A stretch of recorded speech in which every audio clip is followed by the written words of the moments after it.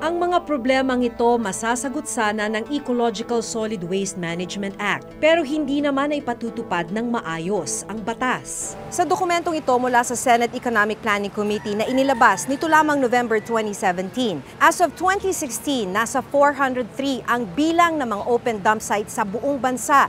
Ito'y kahit mahigpit na ipinagbabawal ng Ecological Solid Waste Management Act. Sa buong bansa, nasa 180 naman ang operational SLF o sanitary landfill. Dalawa lang ang SLF na pinagdadalhan ng basura ng Metro Manila, ang nasa Rodriguez Rizal at ang nasa Navotas.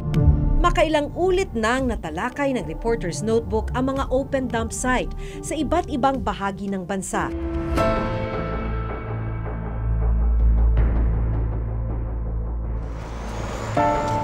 Sa dami ng binabagsak na basura dito kada araw, nagmimistula na tong bundok.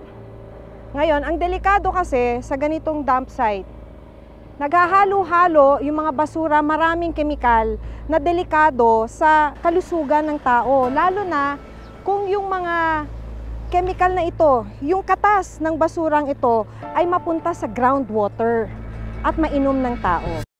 May open dump site na nakita ang Reporter's Notebook sa Cebu at Cavite. Sa datos mula sa DENR, umabot sa halos 600 local government executives sa buong bansa ang inireklamo sa Ombudsman dahil sa paglabag sa RA 9003 o Solid Waste Management Act.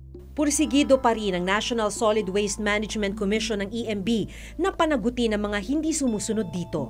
Ang National Solid Waste Management Commission, may inauthorize ang commission to sign the complaint affidavit at yun ay sinamit sa ombudsman. At pinakinggan at inimbestigahan din ng ombudsman at we are just awaiting for the resolution. Ang involved dito yung mayor, vice mayor, and the rest of the local officials, na elected officials, including yung city environment and natural resources officer, yung city enro, doon sa kaso. Isa pa sa kailangang tugunan ng pamahalaan ang pag-relocate sa mga informal settler na nakatira sa mga daluyan ng tubig.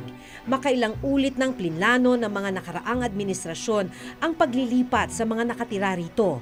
Pero hanggang ngayon, hindi pa rin ito nasusolusyonan. Sa pag-aaral ng World Bank sa taong 2025, posibleng umabot na sa 77,000 tonelada ng basura ang maiipon sa buong bansa.